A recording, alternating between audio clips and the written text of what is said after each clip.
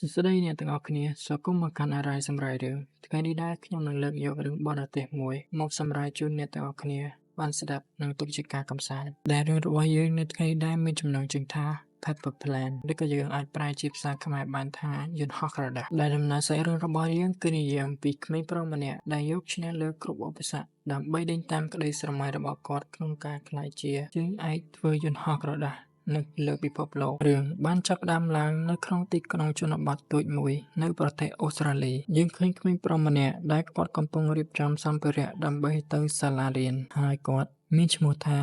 Dylan រស់នៅតែពីអ្នកឪពុករបស់គាត់តែប៉ុណ្ណោះហើយឪពុករបស់គាត់មានឈ្មោះថា Jack ផ្ទះរបស់គាត់ពោរពេញទៅដោយភាពស្ងប់ស្ងាត់បន្ទាប់ពីម្ដាយរបស់ Dylan បានស្លាប់នៅក្នុងគ្រោះថ្នាក់ចរាចរណ៍ Dylan ជាក្មេងប្រុសម្នាក់ដែលមានការស្រមើស្រមៃខ្ពស់ប៉ុន្តែគាត់តែងតែលាក់បាំងអារម្មណ៍របស់គាត់ជានិច្ចគាត់ចូលចិត្តការបង្កើតយន្តហោះក្រដាសហើយចំណាយពេលច្រើនជាមួយវាកាត់មកដល់សាលារៀនយើងវិញនៅពេលដែល Dylan មកដល់ក៏បានឃើញសិស្សជាច្រើនគឺកំពុងតែចុចទូរស័ព្ទលេងបន្ទាប់មក Dylan ក៏បានចូលទៅអង្គុយកន្លែងរបស់គាត់ហើយក៏បានដកទូរស័ព្ទចាស់មួយដើម្បីជិះលេងហ្គេមផងដែរនៅជិតនោះក៏មានមិត្តភ័ក្តិរបស់គាត់ម្នាក់ដែលមានលេខម៉ាប់ហើយ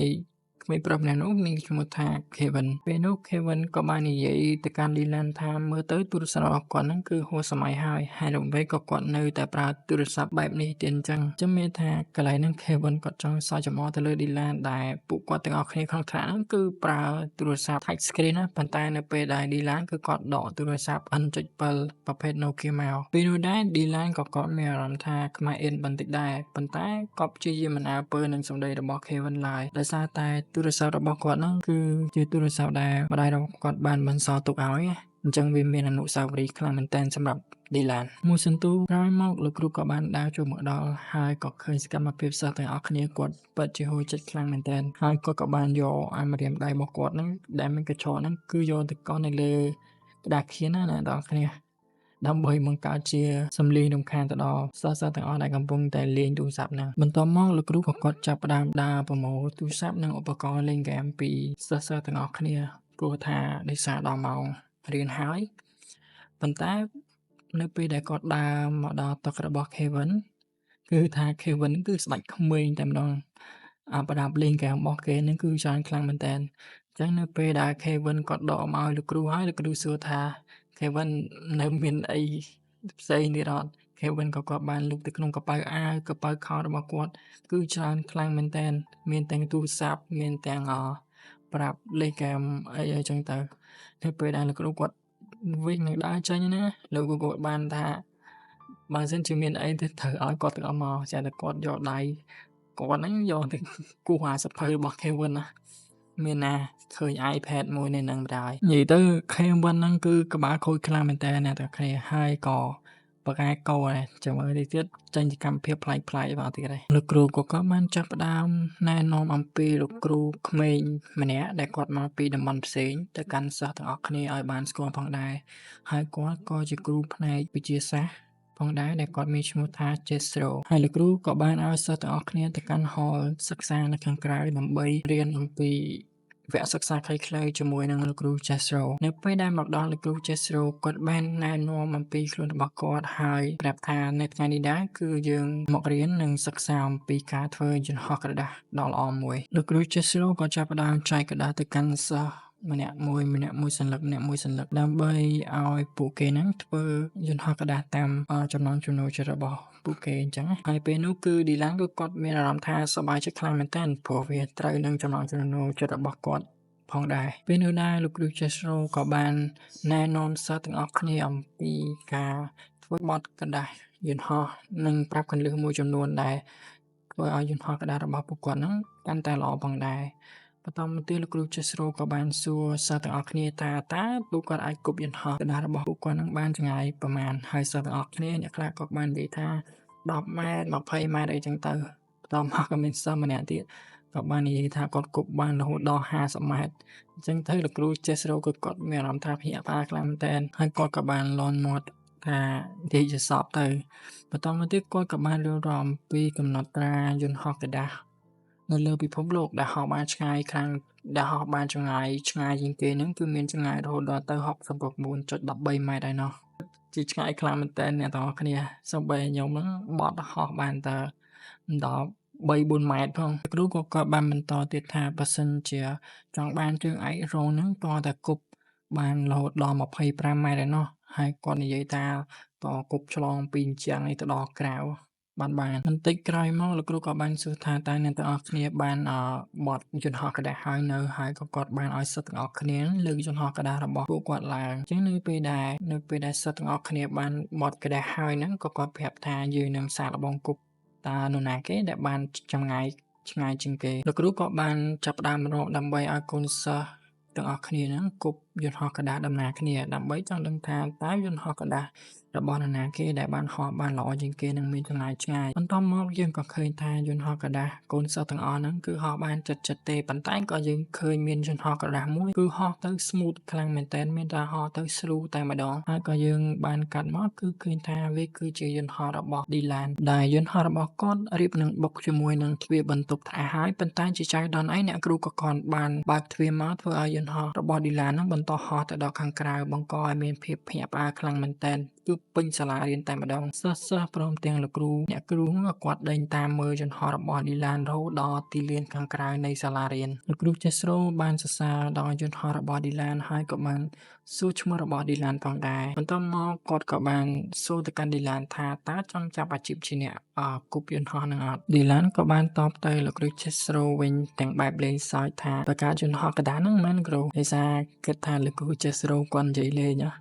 តាមពិតគាត់និយាយមែននៅពេលដែលមកដល់ផ្ទះវិញ Dylan ក៏បានរៀបរាប់ប្រាប់ឪពុករបស់គាត់តែសប្បាយរីករាយអំពីដំណឹងការប្រកួតយន្តហោះក្តារដែលលោកគ្រូ Jethro បានប្រាប់គាត់នឹងបន្ទាប់មកក៏បានប្រាប់ឪពុករបស់គាត់ថាប្រសិនបើគាត់អាចធ្វើយន្តហោះក្តារមួយហើយហោះបានចម្ងាយ25 ម៉ែត្រនៅក្នុងការប្រកួតថ្នាក់រដ្ឋនៅថ្ងៃអាទិត្យនេះគាត់នឹងមានឱកាសចូលរួមក្នុងការប្រកួតជើងឯកយុវជន RC នៅក្នុងទីក្រុង Sydney ប៉ុន្តែការរៀបរាប់របស់ Dylan មើលទៅឪពុករបស់គាត់ដូចមិនសូវជាចាប់អារម្មណ៍ឡើយព្រោះថា Dylan ចង់ឲ្យឪពុករបស់គាត់ចូលរួមជួយហ្វឹកហាត់គាត់នៅថ្ងៃចុងសប្តាហ៍នេះផងដែរដល់ឃើញ Dylan ទម្លាក់មុខចុះទាំងមិនសប្បាយចិត្តឪពុករបស់គាត់ Jack ក៏ឆ្លើយយល់ព្រមជាមួយនឹង Dylan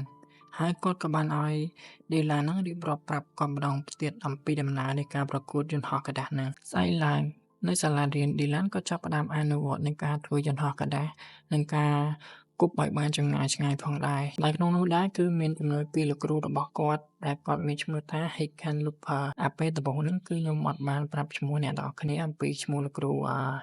ដែលគាត់មានវ័យចំណាស់ហ្នឹងឥឡូវខ្ញុំប្រាប់ហើយគឺគាត់មានឈ្មោះថា Hickenlooper បន្ទាប់មកអ្នកទាំងពីរក៏ចាប់ផ្ដើមអនុវត្តក្នុងការគប់យន្តហោះក្តាររបស់ Dylan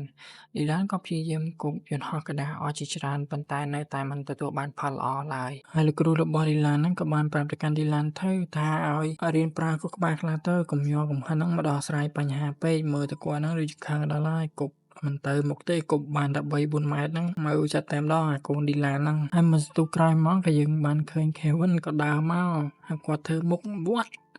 ចុះអាមួយវាធ្វើអីគេគប់ទៅគប់មកវិលទៅវិលមកហ្នឹងមានថា Kevin ឆ្ងល់ខ្លាំងមែនទែនក្រោយវាបានឈរមើលមកសន្ទុះហ្នឹងក៏ដឹងសាលាក៏រឡើងហើយពួកគេក៏ត្រឡប់ទៅចូលរៀនវិញទៅទាំង Kevin ទាំង Dylan ហ្នឹងតែមើលទៅ Kevin ហ្នឹងពេលដើរទៅវិញហ្នឹងបវល់ខ្លួនផង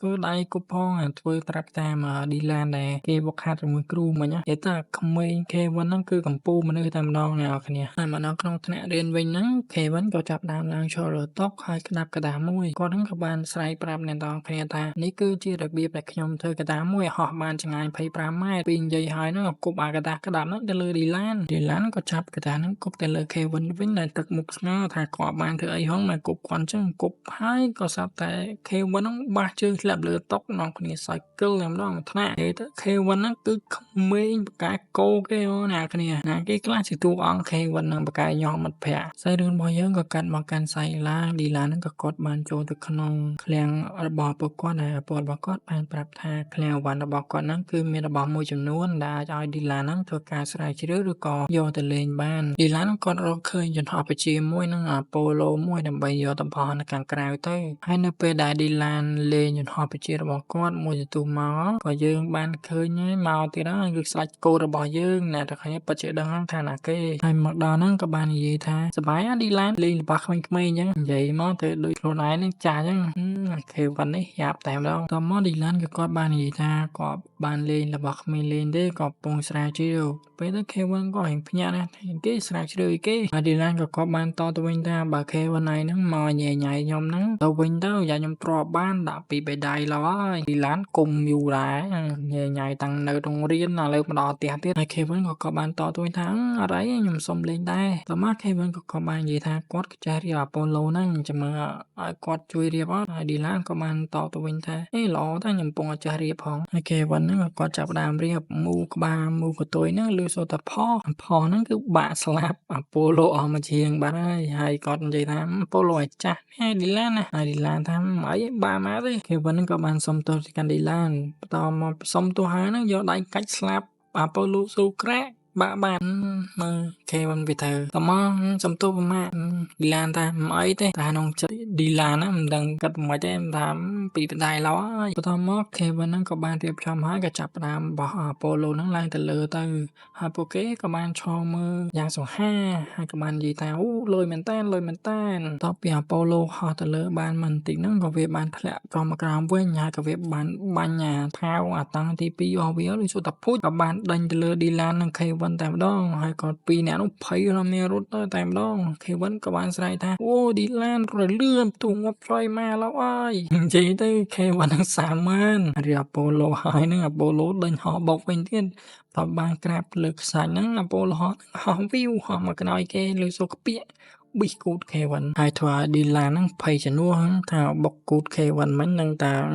ដល់កោហើយបាច់គិតក៏ដឹងដែរតមកទៀតខេវ៉ាន់ហ្នឹងក៏គាត់បានសុំទៅកាន់ឌីឡានផងថាសុំទោសផងឌីឡានដែលគាត់ធ្វើឲ្យរ៉ូកាត់ហ្នឹងខូចបាត់ហើយធ្លាក់មកបុកដីខូចបាត់ហើយហ្នឹងអ្នកគ្នាតមកទៀតខេវ៉ាន់ក៏បានសុំទោសថាសុំទោសហើយគាត់ប៊ូលីទៅលើឌីឡានអីចឹងទៅគប់ដៃទៅលើឌីឡានអីចឹងឌីឡានក៏ថាមិនអីទេឥឡូវចាប់ដៃមួយយើងធ្វើមិត្តភក្តិគ្នាតទៀតអូខេចាប់ដៃមួយមិនចឹងហើយមិនថាមិត្តភាពណាចង់រាប់បានយូរគឺយើងត្រូវតែចេះយោគយល់និងអធ្យាស្រ័យគ្នាទៅវិញទៅមកចឹងទៅមិនយើងរាប់បានមិត្តភក្តិយើងបានយូរអង្វែងតែម្ដងដូចឌីឡាននិងខេវ៉ាន់ចឹងអ្នកគ្នាសាច់រឿងរបស់យើងបានកាត់មកដល់ពេលយប់ឡើងដែលឌីឡានកំពុងតែទៅចែកជាមួយឪពុករបស់គាត់សូមឲ្យឪពុករបស់គាត់ចូលរួមមើលការប្រកួតរបស់គាត់នៅថ្ងៃស្អែកផងដែរហើយឪពុករបស់គាត់បានឆ្លើយថាយកព្រមប៉ុន្តែមើលទឹកមុខទៅដូចជាមិនចង់ទៅប្រហែលទេដោយសារគាត់សែតពេកបន្ទាប់ពីប្រពន្ធរបស់គាត់ហ្នឹងបានស្លាប់ទៅហើយឌីឡានក៏បាននិយាយថាប៉ាត្រូវទៅកូនខឹងហើយឪពុករបស់គាត់ហ្នឹងក៏ឆ្លើយថាចាំប៉ាទៅអត់អីទេកាន់មកដល់ព្រឹកស្អែកឡើងដែលត្រូវថ្ងៃប្រកួតឌីឡានពិតជាបញ្ញាខ្លាំងមែនតើដោយសារតែគាត់រៀងគេងជ្រុលអញ្ចឹងទៅចាប់ដល់ម៉ោងប្រកួតហើយព្យាយាមដើរឪពុករបស់គាត់ដែរប៉ុន្តែមើលទៅឪពុករបស់គាត់មិនភ្ញាក់ទេគេងតែមួកតែម្ដងហើយឌីឡានរៀងធ្វើមុខកញ្ញើដែរហើយស្ទុះក្រោយមកគាត់ក៏បានលូកចូលកប៉ាល់ដើម្បីយកកាបូបយកលុយដើម្បីទៅកាន់កន្លែងប្រកួតហ្នឹងទៅពេលទៅដល់កន្លែងប្រកួតហ្នឹងឌីឡានក៏ចាប់ដើមរៀបចំអីវ៉ាន់របស់គាត់ហើយក៏ដកក្តារយន្តហោះរបស់គាត់ហ្នឹងដើរមើលគេមើលឯងពេញហ្នឹងអញ្ចឹងទៅដោយមនុស្សច្រើនមែនតើហើយឌីឡានមើលទៅដូចជាភ័យផងអផងដោយសារតែឪពុករបស់គាត់ហ្នឹងមិនបានមកជាមួយទេតទៅពេលឌីឡានបានដើរមើលមកជុំហើយក៏ឃើញមានឪពុកកូនពីរនាក់ឌីឡានក៏មើលទៅឆ្ងល់មែនតើដោយសារតែឪពុកកូនគាត់ពីរនាក់ហ្នឹងគឺមានគេសុំថតច្រើនមែនតើហើយរឿងរបស់យើងក៏បានបញ្ចាំងឃើញថាបរិសម្នាក់ហ្នឹងគឺឈ្មោះ Patrick ដែលគាត់ហ្នឹងគឺជាកីឡាករវាយកូនហ្គោលម្នាក់ដ៏ល្បីដែលគាត់បាននាំកូនរបស់គាត់ហ្នឹងមកចូលរួមការប្រកួតការគប់យន្តហោះកណ្ដាស់ដែរក្រោយមកឌីឡានបានទៅកន្លែងចុះឈ្មោះដើម្បីប្រាប់ឈ្មោះរបស់គាត់ទៅកាន់អ្នកចុះឈ្មោះនៅទីហ្នឹងដើម្បីត្រៀមខ្លួននឹងការប្រកួតបន្តិចទៀតនេះ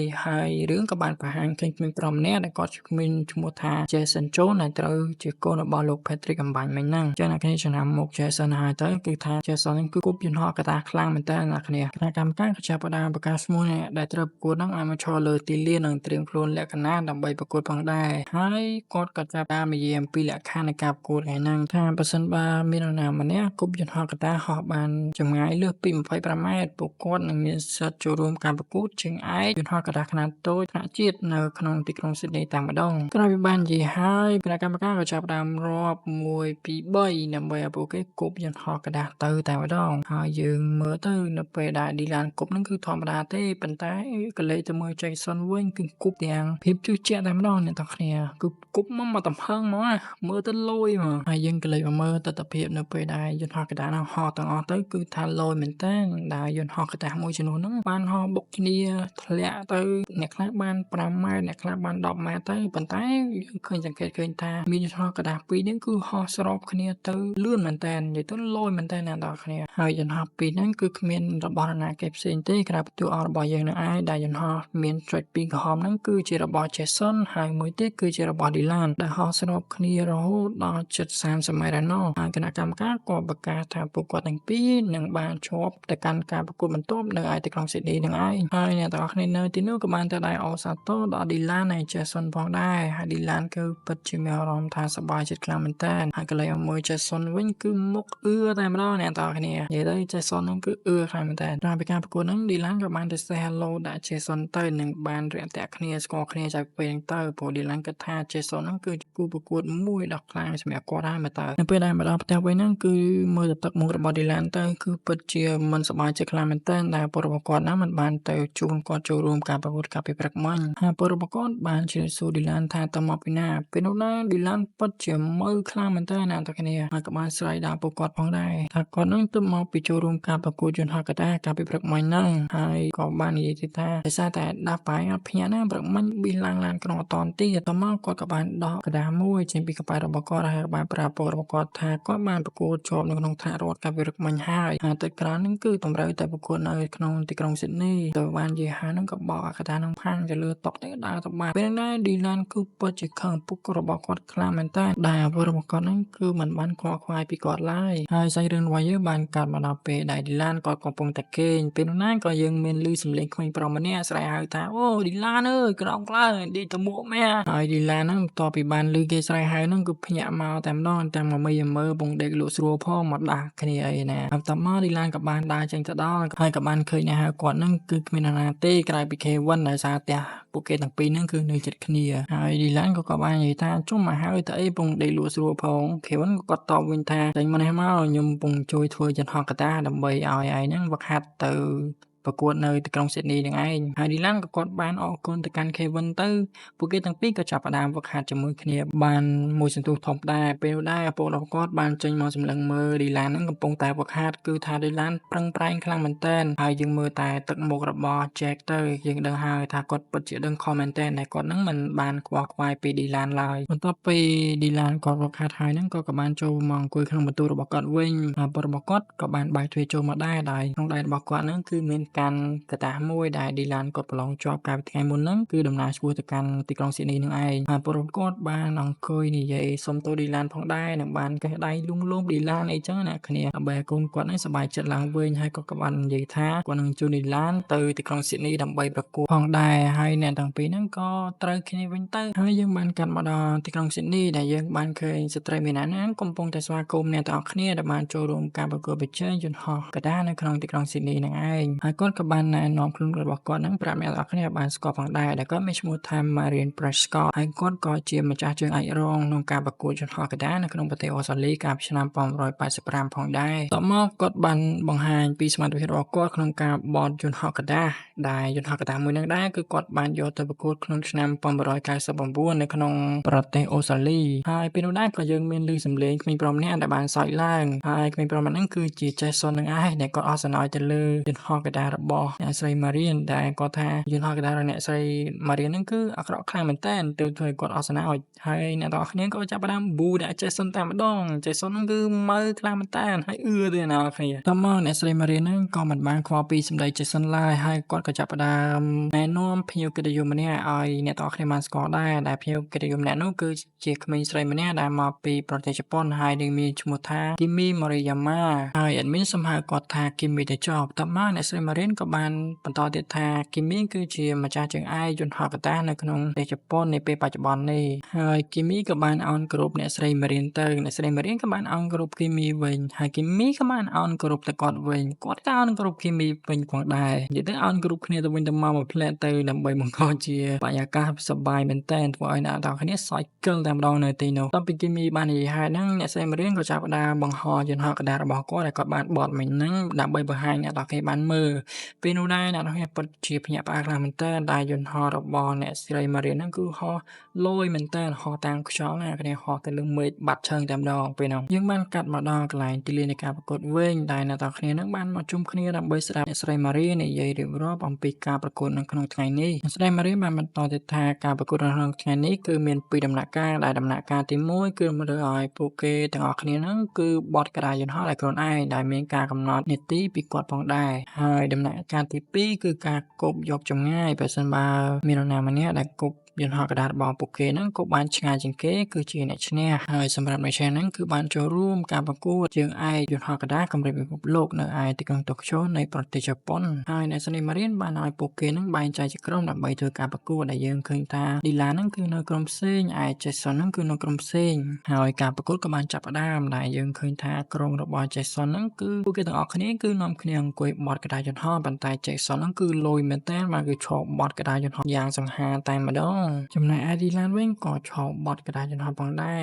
គឺមិនចាញ់ Jason ប្រហែលទេបាទហើយមកស្ទុះក្រោយមកនេះអ្នកទាំងអស់គ្នាក៏បានបត់ក្តារយន្តហោះហើយគឺបត់លឿនមែនតើអ្នកគ្នាត្រឹមតែប្រហែលវិនាទីតែប៉ុណ្ណោះហើយការប្រកួតជុំទី2ក៏ចាប់ផ្ដើមឡើងដោយអ្នកទាំងអស់គ្នាហ្នឹងគឺគប់យន្តហោះក្រដាសចេញពីដៃពួកគេដំណើរគ្នាតែម្ដងតែយើងឃើញថាទឹកមុខរបស់ឌីឡានពេលនោះគឺគាត់ញញឹមហើយអញ្ចឹងមានថាយន្តហោះរបស់គាត់អាចនឹងជាប់ផងដែរហើយក៏លេចមកមើល Jason វិញគឺលូតផងអផងអញ្ចឹងមានថា Jackson ហ្នឹងក៏គាត់បានជាប់ផងដែរនៅក្នុងវគ្គនេះក្នុងអំឡុងពេលនោះ Jackson ក៏បាននិយាយលឺដងទៅកាន់គីមីផងដែរដែលអ្នកស្រី Marian ក៏នៅចិត្តនោះផងដែរមើលទៅទឹកមុខគាត់ពិតជាគ្រឹះ Jackson ខ្លាំងមែនទែនហើយសាច់រឿងរបស់យើងបានកាត់មកដល់ការប្រកួតជុំចុងក្រោយដែលការប្រកួតនេះដែរគឺតម្រូវឲ្យពួកគេទាំងអស់គ្នាគប់រំលងអាងទឹកដែលមានចម្ងាយ50ម៉ែត្រហើយសម្រាប់អ្នកណាគេដែលគប់ដល់ទីចុងនៃអាងទឹកគឺជាអ្នកឈ្នះហើយសម្រាប់អ្នកដែលគប់មិនដល់ទីហ្នឹងគឺធ្លាក់ក្ដុកត្រឹមនឹងតែម្ដងអ្នកស្រី Marian ក៏បានប្រកាសផងដែរដើម្បីលើកទឹកចិត្តអ្នកទាំងអស់គ្នាថាបើសិនជា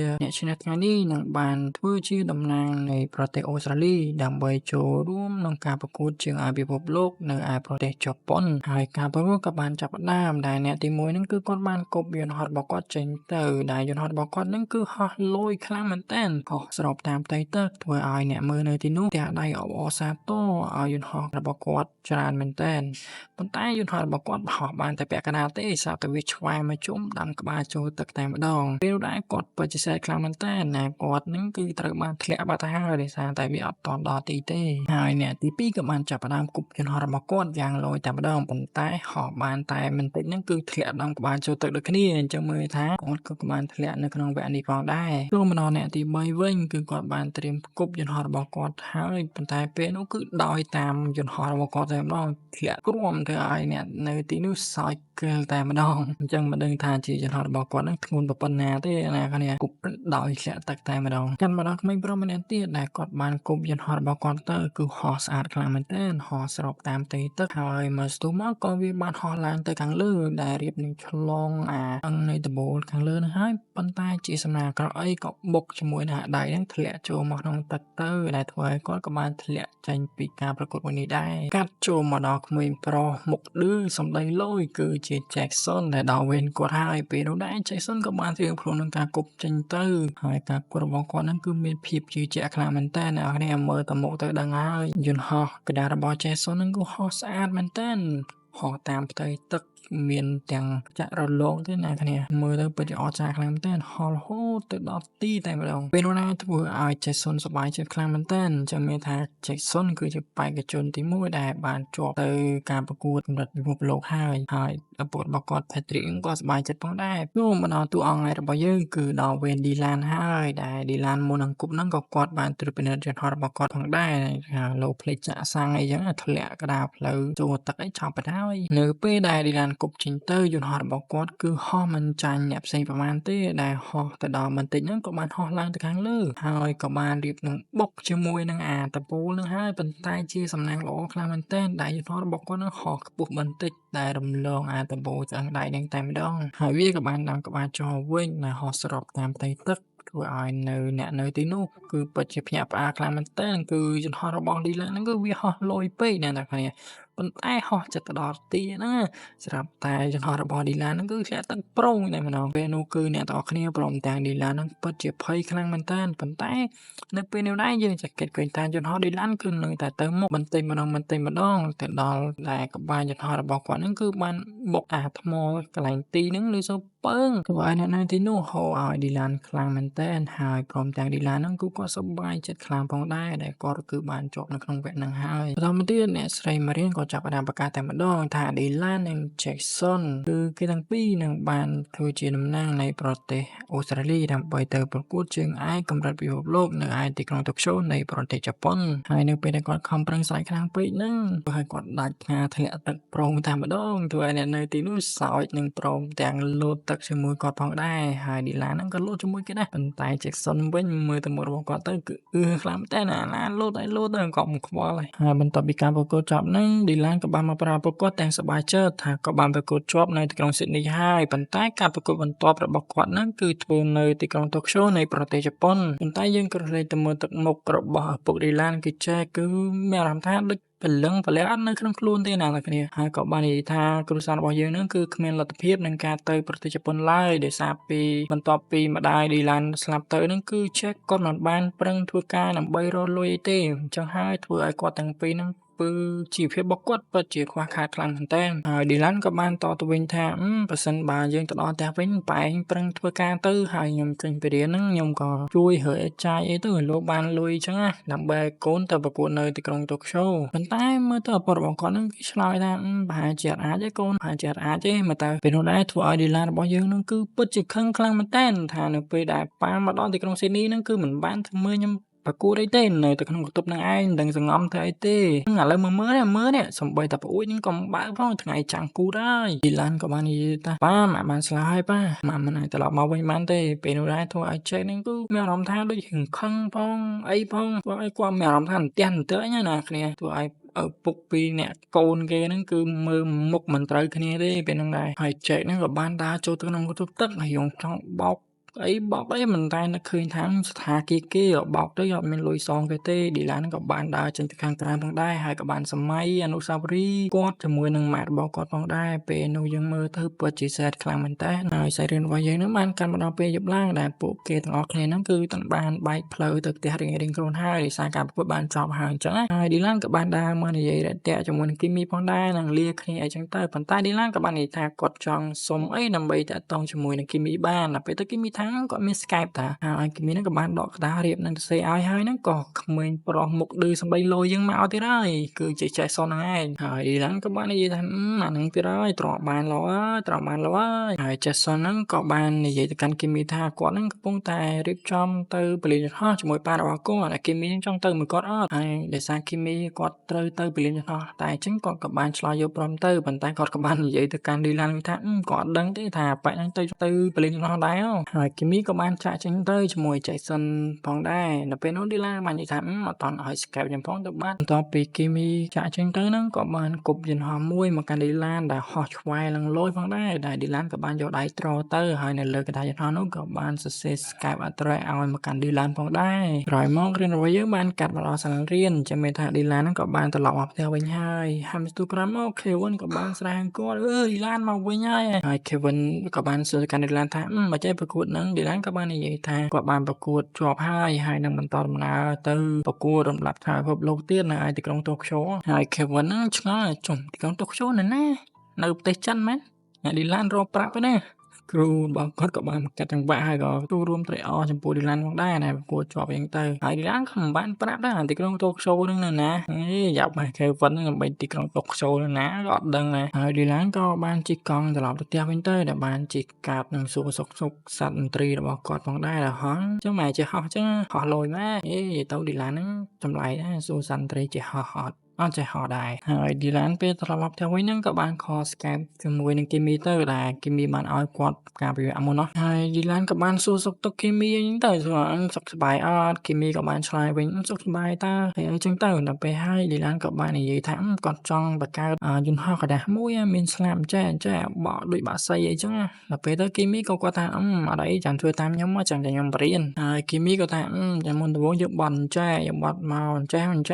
ណាហើយ admin ក៏មិនដឹងបកប្រែបត់ថាម៉េចដែរមើលតែរូបភាពទៅដែរពេលដែលបត់ហើយហ្នឹងក៏ចេញជារូបរាងហើយគឺគ្មានអីទេគឺចាប់កន្លះហ្នឹងឯង admin ក៏មិនឆ្ងល់ថាប្រហែលគេបង្កើតយន្តហោះកណ្ដាលលុយមើលទៅតាមពិតចាប់កតាមួយសហើយ Dylan ក៏សប្បាយចិត្តដែរនៅពេលដែលគេបរៀនបត់ចឹងក្រាស់បរៀនបត់ចឹងគឺពិតជាសប្បាយចិត្តខ្លាំងមែនតើក្រោយមក Dylan ក៏បានទៅអង្គុយញ៉ាំបាយដែលអង្គុយមើលទូរទស្សន៍ផងដែរពេលនោះទូរទស្សន៍កំពុងចាប់ផ្សាយអំពីការសម្ភាសន៍របស់អ្នកស្រី Marian ដែលគេសម្ភាសន៍តាក់ទងនឹង Dylan និង Jason បានទៅប្រកួតតំណាងឲ្យប្រទេសអូស្ត្រាលីនៅទីក្រុង Tokyo អីចឹងហើយ Dylan ក៏បានហៅឪពុកគេមកមើលទៅថាប៉ាគេកំពុងចាប់ផ្សាយខ្ញុំហើយ Jack ហ្នឹងក៏បានរត់ចូលមកមើលទូរទស្សន៍ពីអ្នកកូនរបស់គាត់ទៅដែលទូរទស្សន៍ហ្នឹងកំពុងតែចាប់ផ្សាយអំពីកិច្ចសម្ភាសន៍របស់ Patrick ហើយនិង Jason មកស្ទុំក្រោយមកហ្នឹងក៏មានក្មេងប្រុសម្នាក់ដើរមករៀងញ៉ាំហ្នឹងក៏គប់ចន្ទងវីទៅកណ្ដាលមុខរបស់ Patrick ទៅហើយធ្វើឲ្យ Dylan និងពុករបស់គាត់ហ្នឹងរៀងអស់សំណើចបន្តិចដែរហ្នឹងគេកំពុងសភាគប់យន្តហោះកណ្ដាលដាក់កណ្ដាលមុខអីណាចានឹកឃើញមកកូនហ្នឹងហើយទូរទស្សន៍ហ្នឹងក៏បានផ្សាយទៅកាត់ទៅលើ Jackson ដែលគេនិយាយអំពី technique ក្នុងការធ្វើឲ្យយន្តហោះហ្នឹងហោះបានល្អអីចឹងទៅហើយក៏យន្តហោះរបស់ Jackson ហ្នឹងក៏បានយកទៅពិសោធន៍ដែរដែលដាក់កម្លាំងខ្យល់ខ្លាំងមែនទែនដែល Dylan មើលទៅរៀងអស្ចារ្យហើយរៀងលយដែរចាហើយ Dylan ក៏បាននិយាយថាមិនដឹងធ្វើម៉េចទេបើបានមានលុយទិញស្រួចយន្តហោះសម្រាប់គាត់ទៅទីក្រុង Tokyo ហ្នឹងក៏មកពុតរបស់គាត់ហ្នឹងក៏រៀងមើលទៅមុខកូននឹងអត់សប្បាយចឹងទៅក៏ហៅថាចេញមកណាមកតាមប៉ាមកព្រោះប៉ាមានរឿងចង់ប្រាប់ហើយ Jack ហ្នឹងក៏បាននាំ Dylan ទៅកាន់អាឃ្លាំងរបស់គាត់ចឹងទៅហើយក៏ទាញក្តារមួយហ្នឹងយកអាទឹកថ្នាំហ្នឹងមកទៅសេពីលើហើយក៏បានលើកបង្ហាញ Dylan មកដាក់ថា Carousel អញ្ចឹងមានថាពុតរបស់គាត់ហ្នឹងមានកំណត់ចង់បើកអាកន្លែងឃ្លាំងរបស់គាត់ហ្នឹងលក់អីវ៉ាន់ហើយចង់លក់អីវ៉ាន់ក្នុងឃ្លាំងអីចឹងមានអីវ៉ាន់ចាស់អីដើម្បីដាក់លក់ចឹងទៅដើម្បីប្រមូលលុយឲ្យ Dylan ទិញសំបុត្រយន្តហោះដើម្បីទៅប្រកួតនឹងគេដែរហើយ Dylan ក៏រៀងសប្បាយចិត្តដែរពេលហ្នឹងឃើញគាត់ញឹមអីចឹងទៅហើយសាច់រឿងរបស់យើងបានកម្មមកដល់ពេលដែលគាត់បើកក្រាស់លក់អីវ៉ាន់ហ្នឹងហើយ Dylan ក៏កំពុងលក់អីវ៉ាន់របស់គាត់មានឡានបជាមានយន្តហោះអីចឹងទៅ Kevin ហ្នឹងក៏មកជួយលក់ដែរពេលហ្នឹងហើយលោកគ្រូ Dylan ដែលគាត់បរៀននៅសាលាហ្នឹងក៏មកជួយលក់ Dylan ដែរហើយពេលនោះដែរ Dylan ក៏បានទៅសួរលោកគ្រូថាលោកគ្រូលក់បានលុយប៉ុន្មានដែរថ្ងៃហ្នឹងគ្រូថាលក់បានតែបានពាក់កណ្ដាលហើយតែវាមិនតង់គ្រប់ទេចាំមើលគាត់នឹងព្យាយាមទៀតហើយក៏បានលើកទឹកចិត្តអី Dylan អីចឹងទៅហើយពេលនោះដែរហ្នឹងក៏ Dylan រៀងភ្ញាក់ផ្អើលដែរដែលឃើញលោកតារបស់គេហ្នឹងនាំកញ្ញាប្រមាណអ្នកហ្នឹងមកដែរដើម្បីធ្វើនំលក់អីចឹងដែលធ្វើឲ្យ Dylan ស្រែកថាអូលោកតាលយម៉ាន់មានកញ្ញាមកតាមទៀតចំណែកឯ Jack វិញក៏គាត់កំពុងរៀបចំបិជើងរៀបចំអាវ៉ាន់អីដើម្បីដាក់លក់ដែរពេលនោះដែរក៏មានបរិសម្នាក់ដែល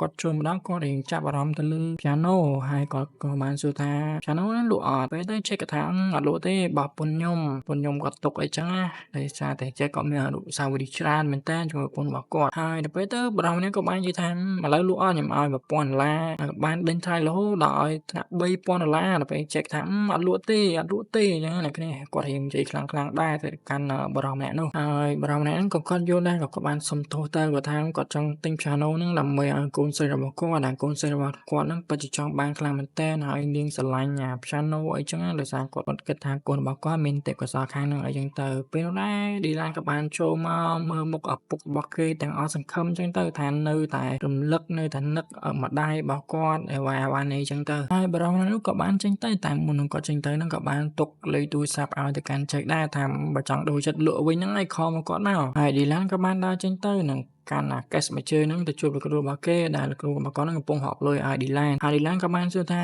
លោកគ្រូមកចាយលក់បានប៉ុន្មានលោកគ្រូក៏បានរាប់លុយឲ្យសរុបឲ្យ Dylan ថាយើងលក់បាន$1700ពេលនោះដែរ Dylan នឹងភ្ញាក់ផ្អើលដែរគាត់ថាលក់បាន$1700ច្រើនមែនលោកគ្រូរាប់ច្បាស់ហើយលោកគ្រូក៏បាននិយាយថាចុះមកណែចង់មើលថ្ងៃគ្រូកណិតហើយ Dylan ក៏ពិតជាសប្បាយចិត្តមែនតើលោកគ្រូរបស់គាត់ក៏បាននិយាយថា$1000ជាងហ្នឹងគឺគ្រប់សម្រាប់ Dylan ឯងទិញសំបុត្រយន្តហោះទៅទីក្រុង Tokyo ហើយ Dylan ក៏សប្បាយចិត្តខ្លាំងមែនទែនក៏ស្រែកប្រកាសប្រាប់អ្នកទាំងអស់គ្នាទៅថាចៃយ៉ូអ្នកនរគ្នាខ្ញុំគ្រប់លុយទិញសំបុត្រយន្តហោះទៅគួតនៅប្រទេសជប៉ុនហើយអ្នកទាំងអស់គ្នាក៏ទះដៃអបអរសាទរទៅកាន់ Dylan ទៅព្រមទាំង Kevin ជាមិត្តភក្តិសំណប់ចិត្តរបស់ Dylan ផងដែរថាល្អអូនហើយ Dylan ក៏បានកាន់លុយហ្នឹងដើម្បីមកប្រាប់ដំណឹងល្អដល់ប៉ារបស់គាត់អីចឹងណាប៉ុន្តែមើលទៅប៉ារបស់គាត់កំពុងតែអង្គុយមើលវីដេអូចាក់អំពីម៉ាក់របស់ Dylan ទៅទាំងកំសត់ទៀតហើយនិយាយទៅចែកហ្នឹងគឺมันអាចបំភ្លេចប្រពន្ធរបស់គាត់បានទេអ្នកទាំងគ្នាយើងមើលទៅគឺពិតជាសែកខ្លាំងតែនៅពេលដែល Dylan ឃើញអញ្ចឹងក៏គាត់មិនបានប្រាប់ឪពុករបស់គាត់ដែរតែចាំប្រាប់ពេលក្រោយហើយអ្នកទាំងពីរក៏អង្គុយមើលវីដេអូម្ដាយរបស់គេទាំងសេតកន្លែងហ្នឹងទៅហើយមកដល់ពេលយប់ឡើងហ្នឹងពួកគាត់ក៏បានញ៉ាំបាយជុំគ្នា Dylan ក៏បាននិយាយទៅកាន់ឪពុករបស់គាត់ថាចង់សុំឲ្យឪពុករបស់គាត់ហ្នឹងជូនគាត់ទៅដល់ពលិយន្តហោះផងប៉ុន្តែមើលទៅ Jack ទៅគឺនៅតែសេតដដែលអ្នកនរគ្នាដោយសារពូនរបស់គាត់ហ្នឹងឯងហើយ Jack ក៏បានថាប៉ាមិនអាចទៅបានទេហើយ Dylan ក៏នៅតែអង្វរដែរថាតាមផ្លេតក៏បានដែរហើយពេលខ្ញុំឡើងយន្តហោះ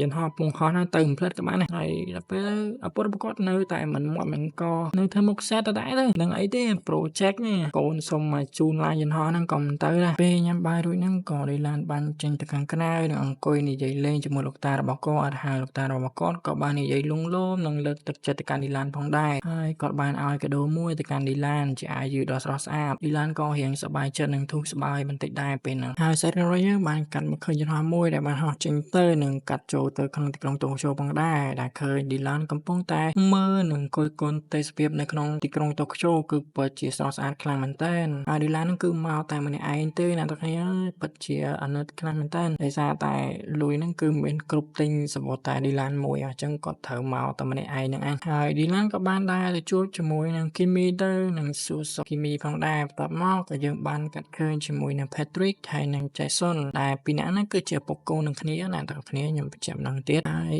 ពុករបស់ Jason ហ្នឹងក៏បាននិយាយថាចុំខ្លួនឯងអត់មានទៅសួរសុខទុក្ខឬក៏រាក់ទាក់ពូម៉ាក់អីក្នុងការប្រកួតអីហ្នឹងខ្លះអត់ចង់រាប់អានមិត្តទេដល់ពេលទៅ Jason ហ្នឹងក៏បាននិយាយថាអត់ចង់ទេពួកហ្នឹងសិតតែជាសត្រូវហើយថាដូចគូប្រកួតអីចឹងគាត់ថាខ្ជិលខ្វាយមួយពួកហ្នឹងហើយក៏បានហៅឪគេហ្នឹងសិតតែ Patrick ដល់ពេលឪពុករបស់គាត់ហ្នឹងក៏បាននិយាយថាជុំអញឪឯងមិនហៅឈ្មោះអាកូននេះវើយបាត់ឆ្លើយមែនមិនកាត់រណាទេហើយ Jason ហ្នឹងគឺថាពិតជាឆ្លើយមែនតើអ្នកនរគ្នាអញ្ចឹងកុំយកគំរូតាមគាត់អីសោះហៅឪរបស់គាត់ហៅឈ្មោះចំតែម្ដងហើយកាត់មកដល់ស្ថានភាពវិញហ្នឹងDylan កំពុងតែដើរពេលរ៉ែ Jason ក៏ដើរតាមពីក្រោយហើយបាននិយាយឌឺដង Dylan ថាអាកូនអត់មានឪមកតាមយំរកប៉ាមែនមកប្រកួតដាច់ប្រក់ហ្នឹងអត់មានគេមកជាមួយអញ្ចឹងហើយ Dylan ក៏បាននិយាយថាអើយមើលតែខ្លួនឯងហើយតែល្អទៅអត់មានមិត្តភក្តិមានអីទេនៅពេលដែលដើរឡើងមកដល់ជាន់ខាងលើហ្នឹងក៏ Jackson ហ្នឹងបានរួញ Dylan ធ្លាក់ពីលើកម្មស្តាតែម្ដងធ្វើឲ្យ Dylan ហ្នឹងស្រែកខ្លាំងមែនតើស្រែកលឺដល់ Kimmy ហ្នឹងដែលដើរទៅមុនផុតឯណាពេលនោះដែរ Kimmy ក៏បានមកមើលផងដែរនាំ Dylan អីទៅពិនិត្យពេទ្យអីចឹងដែរហើយនៅពេលដែលដល់ពេទ្យហ្នឹងដុកទ័រក៏បាននិយាយថាដៃរបស់ Dylan ហ្នឹងប្រហែលជាបាក់កដៃតែដុកទ័រហ្នឹងនិយាយទៅកាន់ Kimmy ដែលនិយាយជាភាសាជប៉ុនណាហើយ Kimmy ហ្នឹងបកប្រែឲ្យមកកាន់ Dylan ស្ដាប់អីចឹងទៅហើយ Kimmy បានបន្តថាដៃរបស់ Dylan ឯងហ្នឹងប្រហែលជាមួយអាទិត្យអីទៀតបានជាសះស្បើយ Dylan ហ្នឹងពិតជាភ្ញាក់ផ្អើលខ្លាំងមែនទែនដោយសារដៃរបស់គាត់ហ្នឹងគឺជាដៃដែលត្រូវគប់យន្តហោះណាគ្នាដៃដែលគាត់ចេះគប់យន្តហោះហើយធ្វើឲ្យ Dylan ហ្នឹងរៀងសេតតិចដែរហ្នឹងពេលនោះដែរអ្នកស្រី Marion ក៏បានរត់ទាំងទៅហេតុថោមកសួរថា Dylan កើតអីប្រាប់ការពិតមកតែ Dylan ក៏បានប្រាប់ថាខ្ញុំលោតលេងហើយអ្នកស្រី Marion ហ្នឹងរៀងអង្គុយរៀងស្គប់មកកន្លែងថាចុះមករត់លេងមែនតើលោតលេងមែនតើបាក់ដៃហ្នឹងទៅហើយ Dylan ក៏មិនបានប្រាប់ការពិតដែរថាការពិតទៅគឺជា Jason ទេដែលរុញគាត់តម្លាក់ពីលើកម្មស្ដារមិញហ្នឹងធ្វើគាត់បាក់កដៃហ្នឹងទៅហើយដល់ពេលទៅប៉ែតហ្នឹងក៏បានប្រាប់ទៅ Kimmy ទៀតថាមានវិធីសាស្ត្រមួយទៀតដើម្បីឲ្យកដៃរបស់ Dylan ហ្នឹងឆាប់ជាហើយ Dylan ថាអីក៏បានដែរឲ្យតែដៃគាត់នឹងឆាប់ជាគាត់មិនខ្វល់ទេហើយវិធីសាស្ត្រមួយទៀតហ្នឹងគឺជាការចាក់មកជូននៅលើដៃរបស់គាត់ហ្នឹងឯងដៃដែលគាត់ថាបែរថាអាចនឹងបាក់ហ្នឹងហើយដល់ពេលទៅ Dylan ពិតជាស្រែកខ្លាំងមែនទែនហើយប៉ែតក៏គាត់បាននិយាយថាកុំតាន់អាស្រែកនៅ2 10បញ្ចូលទៀតដល់ពេលនោះដែរគឺថា Dylan ស្រែកលាន់ពេញទីក្រុងតូក្យូតែម្ដងបាទចាក់មកបញ្ចូលឲ្យគ្នាស្រែកប៉ុណ្ណឹងហើយអា2 10បញ្ចូលទៀតឲ្យគ្នាទប់មិនបានហើយ Siren Warrior បានកាត់មកក្រោយមកដែល Dylan ហ្នឹង ពិតជានៅតែតស៊ូខ្លាំងមែនទែនទាំងដៃរបស់គាត់ឈឺនឹងគឺគាត់ព្យាយាមហ្វឹកហាត់បត់កណ្តាលយន្តហោះនិងគប់យន្តហោះកណ្តាលនោះឲ្យបានឆ្ងាយផងដែរយើងមើលទៅពីមួយថ្ងៃទៅមួយថ្ងៃគឺ Dylan ប្រឹងប្រែងខ្លាំងមែនទែនហើយនៅយប់មួយហ្នឹង Dylan បានខលទៅឪពុករបស់គាត់ផ្ញើជាសារសម្លេងគ្នាថាថ្ងៃស្អែកហ្នឹងគឺជាការប្រកួតផ្ដាច់ពត់របស់គាត់ហើយថាបានចេញជាប៉ារបស់គាត់មិនមកហ្នឹងក៏មិនអីដែរហើយគាត់បានរៀបរាប់ថាជិះយន្តហោះមកហ្នឹងគាត់ភ័យផងអីផងហើយប្រហែលថ្ងៃមុនហ្នឹងបាក់ដៃទៀតតែមិនអីទេដោយសារបានមកជួលអាទិទេពរបស់លោកគ្រូពេទ្យដុកទ័រនោះចាក់គេស្រែកពេញហ្នឹងឥឡូវក៏ធ្វើឲ្យគេរៀងគាត់បានទៅហើយដល់ពេលទៅ Dylan និយាយទៅពិតជាធ្វើឲ្យសេតខ្លាំងមែនទែនពេលហ្នឹងនិយាយថាស្ដាយប៉ាបានមកអីហ្នឹងទៅថាប៉ាមកអីកាន់តែល្អប្រសើរសម្រាប់គាត់អីចឹងអ្នកគ្នាហើយពេលនោះដែរឪពុករបស់គាត់រៀងសេតនិងយំផងដែរពេលហ្នឹងដែលគាត់គិតថាគាត់ធ្វើខុសចំពោះកូនរបស់គាត់អីចឹងទៅធ្វើឲ្យឪពុករបស់គាត់ហ្នឹងពិតជារំជួលចិត្តខ្លាំងមែនទែនហើយពេលនោះដែរសាច់រឿងក៏បានកាត់ទៅកាន់ Jack ហ្នឹងបានរត់ទៅខ្លះរបស់គាត់នឹងទៅមើលលើអា piano ហ្នឹងទៅក៏បានឃើញលេខទូរស័ព្ទបុរសដែលចង់ទិញ piano ហ្នឹងអញ្ចឹងយើងដឹងហើយថាប្រហែលជា Jack ហ្នឹងនឹងអាចលក់ piano របស់គាត់ហ្នឹងហើយដើម្បីទិញសំបុត្រចំណោទទៅរកកូនរបស់គាត់ផងដែរកន្លែងហ្នឹងហើយយើងកាន់មកទស្សនវិជ្ជានៃការប្រកួតផ្ដាច់ព្រាត់នៅថ្ងៃនេះវិញគឺថាមនុស្សច្រើនខ្លាំងមែនទែនហើយយើងឃើញទស្សនវិជ្ជារបស់ Dylan គឺសប្បាយផងអរផងព្រមទាំង Jackson និងអ្នកដទៃទៀតដែលមកពីបណ្ដាប្រទេសដើម្បីមកប្រកួតយន្តហោះកណ្ដាលជើងឯពិភពលោកហ្នឹងហើយពិធីករនៅទីនោះក៏បានស្វាគមន៍អ្នកទាំងអស់គ្នាផងដែរដែលចូលមកកាន់ឆាកប្រកួតហ្នឹងដែលគាត់ប្រកាសថាការប្រកួតនេះដែរគឺមានការចាក់ live ផ្ទាល់ជុំវិញពិភពលោកតែម្ដងហើយទូរទស្សន៍ក៏បានផ្សាយទៅប្រទេសមួយចំនួនផងដែរដែលមានប្រទេសស៊ូដង់អ្នកគាំទ្រនៅទីហ្នឹងហើយនិងប្រទេសកូរ៉េខាងត្បូងក៏មានអ្នកគាំទ្រដែរជាពិសេសគឺជាប្រទេសអូស្ត្រាលីដែលជាប្រទេសរបស់ Dylan ហ្នឹងឯងគឺមានមនុស្សច្រើនមែនទែនដែលគាំទ្រគាត់ជាពិសេសគឺមិត្តរួមថ្នាក់និងមិត្តសម្លាញ់របស់គាត់គឺជា Kevin គឺស្រែកឈ្មោះ Dylan ពេញហ្នឹងតែម្ដងធ្វើឲ្យ Dylan ពិតជាសប្បាយចិត្តខ្លាំងមែនទែនបន្ទាប់មកពិធីករបានចាប់ផ្ដើមប្រកាសច្បាប់នៃការប្រកួតថាពួកគេទាំងអស់គ្នាមានរយៈពេល90វិនាទីដើម្បីបញ្ចប់ការធ្វើក្រដាសយន្តហោះរបស់ពួកគេបន្ទាប់មកពិធីករបានបន្តទៀតថាការវាស់ចម្ងាយហ្នឹងគឺដោយប្រព័ន្ធអេឡិចត្រូនិកប្រសិនបើយន្តហោះណាគេដែលឆ្លងផុតបន្ទាត់ក្រហមហ្នឹងគឺលោតពាក្យថា World Record តែម្ដងហើយគេក៏ខ្លាចជាម្ចាស់ជើងឯកផងដែរនៅពេលដែលពិធីករក៏និយាយហើយហ្នឹងគាត់ក៏បានទៅឈរនៅក្បែរទឹកមួយនិងទាញកូនកាំបិតសាម៉ារ៉ៃមួយហ្នឹងមកកាត់ប្រអប់មួយផងដែរគឺជាក្រដាសដែលពួកគេត្រូវបត់ធ្វើជាយន្តហោះកណ្ដាស់ហ្នឹងឯងមកយើងមើលទៅគឺពិតជារយខ្លាំងមែនទែនសូម្បីតែអាក្រដាសគេហ្នឹងក៏មានការរុំព័ទ្ធអីត្រឹមត្រូវហើយសិតតែយកអាសាម៉ារ៉ៃដាវសាម៉ារ៉ៃយកមកកាត់ទៀតហើយពិធីករហ្នឹងក៏បានយកអាក្រដាសហ្នឹងទៅចែកពួកគេម្នាក់មួយសន្លឹកទៅដែលមានពណ៌ខុសៗគ្នាផងដែរហើយពិធីករហ្នឹងក៏ចាប់ផ្ដើមសួរអ្នកគ្នាថាត្រៀមខ្លួនហើយឬនៅបន្ទាប់ពីនិយាយហើយហ្នឹងក៏បាញ់កំភ្លើងហ្នឹងលឺសូរតែប៉ាំងអ្នកគ្នាក៏ចាប់ផ្ដើមធ្វើការបត់ក្រដាសយន្តហោះរៀងៗខ្លួនទៅយើងមើលទៅគឺពិតជាស្វិតស្វាញខ្លាំងមែនតើហើយក៏យើងបានឃើញលោកតារបស់ Dylan ហ្នឹងក៏មើលតាមកញ្ចក់ទូរទស្សន៍ដែរដែលឃើញចៅរបស់គាត់ហ្នឹងគឺពិតជាប្រឹងប្រែងខ្លាំងមែនតើហើយគាត់នេះក៏មានអារម្មណ៍ថាភ័យអផងដែរជំនួសចៅរបស់គាត់ហ្នឹងហើយពេលនោះដែរនៅពេលដែលកំពុងបត់ហ្នឹងគឺ Jackson គឺបានមុតដៃជាមួយកតាហ្នឹងបានហើយដល់ពេលងាកមើលទៅ Kimmy ទៅគឺ Kimmy គេសប្បាយចិត្តនៅពេលដែលឃើញ Jackson មនុស្សអាក្រក់ហ្នឹងវារៀងធ្វើអត់បានល្អអញ្ចឹងហើយពេលនោះដែរពិធីករក៏បានប្រកាសថាពួកគេទាំងអស់គ្នាហ្នឹងនៅសល់រយៈពេល45នាទីទៀតពេលនោះដែរយើងឃើញថា Dylan ហ្នឹងគាត់បានធ្វើ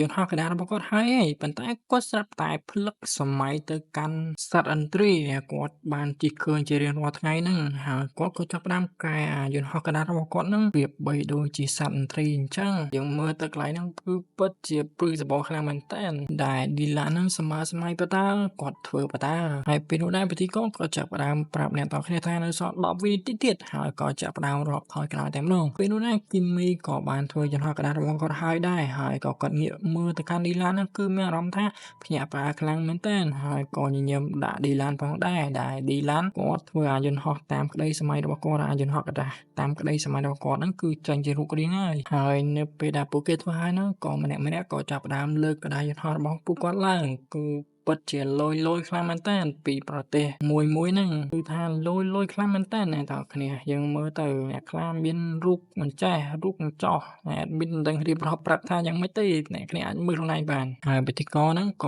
៏ចាប់ផ្ដើមប្រកាសឲ្យពួកគេទៅឈរកន្លែងបន្ទាត់ក្រហមដើម្បីត្រៀមខ្លួនគប់ក្រដាសយន្តហោះរបស់ពួកគេទាំងអស់គ្នាហ្នឹងហើយពួកគេទាំងអស់គ្នាហ្នឹងក៏ចាប់ផ្ដើមកម្ដៅសាច់ដុំផងដែរយើងមើលពីម្នាក់ទៅគឺ ពិតជាស្វាហាប់ខ្លាំងមែនទែនតែយើងឃើញឌីឡានគឺឆោតស្កប់មកកន្លែងតែម្ដងហើយក៏បានកាត់សម័យទៅពេលដែលគេនៅពីក្មេងដែលបត់ក្តារជាមួយម្ដាយរបស់គាត់ចឹងណាគឺនៅស្កប់សម័យនេះនឹងតែម្ដងទៅហើយពេលនោះដែរវិធីករក៏ចាប់ផ្ដើមបាញ់កំភ្លើងប៉ាំងហើយអ្នកទាំងអស់គ្នាក៏ចាប់ផ្ដើមរត់ទៅគប់អាក្តារយន្តហោះរបស់ពួកគេម្នាក់មួយទៅយើងមើលទៅក្បាច់ម្នាក់ពិតជាលយខ្លាំងមែនទែនពិសេសគីមីគឺការគប់អាយន្តហោះក្តាររបស់គាត់ហ្នឹងគឺការរលាត់មើលទៅពិតជាលយខ្លាំងមែនទែនប៉ុន្តែក៏លេចមកមើលឌីឡានវិញនៅឆោតស្កប់ស្រមើស្រមៃនៅកន្លែងហ្នឹងទៅបន្ទាប់ពីភ្ញាក់ខ្លួនឌីឡានក៏ចាប់ផ្ដើមរត់ទៅគប់ក្តារយន្តហោះរបស់គាត់ដែរប៉ុន្តែការគប់ហ្នឹងគឺគប់ឡើងទៅលើធ្វើឲ្យអ្នកទាំងអស់គ្នាហ្នឹងរៀងភ្ញាក់ផ្អើលបន្តិចដែរនាំគ្នាងើយមើលយន្តហោះក្តាររបស់ឌីឡានផងដែរពេលនោះដែរយើងក៏លេចទៅមើលចេះសុនដែលគាត់កំពុងតែសម្លឹងមើលយន្តហោះក្តាររបស់គាត់ដែលហោះទៅគឺលយខ្លាំងមែនទែនហោះទៅ slow តែម្ដងហើយក៏បានឆ្លងផុតបន្ទាត់ក្រហមនិងលោតនៅលើអេក្រង់ទូរទស្សន៍លោតពាក្យថា World Record ផងដែរពេលនោះដែរចេះសុនពិតជាសប្បាយចិត្តខ្លាំងមែនទែនហើយក៏លេចមកមើលយន្តហោះរបស់គីមីវិញគឺថាហោះលយខ្លាំងមែនទែនអ្នកទាំងអស់គ្នាមានអាចអាលោកហោះឡើងលើចុះក្រោមឡើងលើចុះក្រោមគឺពិតជាលយខ្លាំងមែនទែនពេលនោះដែរគីមីក៏រៀងភ័យអរដែរហើយយន្តហោះរបស់គីមីក៏ហោះឆ្លងកាត់បន្ទាត់ក្រហមនឹងបានដែរហើយវាក៏បានលោតពាក្យថា World Record នៅលើអេក្រង់ទូរទស្សន៍ហើយយើងឃើញថាយន្តហោះរបស់គីមីនឹងគឺហោះឆ្ងាយជាងយន្តហោះរបស់ Jackson ទៅទៀតពេលនោះដែរធ្វើឲ្យ Jackson ពិតជាសែតខ្លាំងមែនទែនហើយយើងក៏លេចមកមើលយន្តហោះរបស់ Dylan វិញគឺហោះលយខ្លាំងមែនទែនហោះឆ្វែពេញឆាកតែម្ដងហោះឡើង3-4ជុំធ្វើឲ្យបង្កភាពញាក់ផ្អើលខ្លាំងមែនទែនទៅកាន់អ្នកទស្សនានឹងនៅទីហ្នឹងនិងតាមទូរទស្សន៍ផងដែរហើយគីមីក៏បានមកទៅសារ Dylan ផងដែរថាវាពិតជាអស្ចារ្យមែននៅពេលដែលហោះទៅហោះមកហ្នឹងក៏ធ្វើឲ្យ Jason ហ្នឹងចាប់ផ្ដើមរៀងថាវ៉ាវអស្ចារ្យមែនអញ្ចឹងណាគ្នាហើយក៏បានទះដៃឲ្យយន្តហោះរបស់ Dylan ផងដែរហើយយន្តហោះរបស់គាត់ហ្នឹងក៏បានហោះទៀតបន្តហោះទៅកាន់ឆ្លងបន្ទាត់ក្រហមនិងបានហោះឆ្វែយន្តហោះរបស់គីមីនិង Jason ផងដែរហើយក៏បានលូតពាក្យថា World Record និយាយទៅហោះឆ្វែងហើយគឺវាអត់ទាន់ធ្លាក់ទេណាគ្នាវាហោះបកមកក្រោយវិញទៀតត្រឡប់មកក្រោយរហូតហោះកាត់លើក្បាលរបស់ Dylan ថែមទៀតហើយមកស្ទុះក្រោយមកក៏វាបានហោះទៅកាន់រនរណាម្នាក់នោះគឺជា Jack ឪពុករបស់ Dylan ដែលធ្វើឲ្យអ្នកទាំងអស់គ្នានឹងពិតជាហូរខ្លាំងមែនទែនសូម្បីតែ Dylan ហ្នឹងក៏សប្បាយចិត្តខ្លាំងដែរអ្នកទាំងគ្នាយើងមើលកន្លែងហ្នឹងពិតជារំជួលចិត្តខ្លាំងមែនទែនគឺសឹងតែស្រក់ទឹកភ្នែកទេណោះហើយគណៈកម្មការក៏ចាប់ផ្ដើមប្រកាសអ្នកឈ្នះតែម្ដងគឺអ្នកលេខ3បានទៅលើ Jason Jones ហើយអ្នកលេខ2ហ្នឹងគឺបានទៅលើ Kimi Moriyama ដែលក្មេងស្រីជប៉ុនហ្នឹងហើយអ្នកចំណាប់ថ្នាក់លេខ1ហ្នឹងគឺបានទៅលើ Dylan Weber គឺជាតួអង្គរបស់យើងហ្នឹងឯងហើយអ្នកទាំងអស់គ្នាហ្នឹងក៏ទះដៃអបអរសាទរចំពោះ Dylan ផងដែរនិងអ្នកដែលទស្សនាតាំងកញ្ចក់ទូរទស្សន៍ហ្នឹងក៏មានភាពសប្បាយរីករាយខាងផងដែរជាពិសេសជាតារបស់ Dylan និងមិត្តភក្តិរបស់ Dylan ផងដែរយើងមើលទៅ Kevin ទៅគឺមានការចាក់ក្បាច់អបអរ Dylan ផងទៀតហើយសាច់រឿងរបស់យើងក៏ចប់តែប៉ុណ្្នឹងដែរ Admin ក៏សូមអរគុណអ្នកទាំងអស់គ្នាផងដែរដែលបានទស្សនាតាំងពីដើមរហូតដល់ចប់ហើយនេះក៏ជាសាច់រឿងទី1ផងដែរដែល Admin បានសម្រេចអញ្ចឹងបើសិនជាមានកំហុសឬក៏សំឡេងមិនល្អការនិយាយមិនព្រោះអីក៏សូមកាន់តែពេលបន្តផងអ្នកទាំងអស់គ្នាហើយបើសិនជាចូលចិត្តវីដេអូការសម្រេចរឿងរបស់ Admin ហ្នឹងក៏ជួយចុច Subscribe និង Like វីដេអូម្នាក់មួយផងជួបគ្នានៅវីដេអូក្រោយបាយបាយ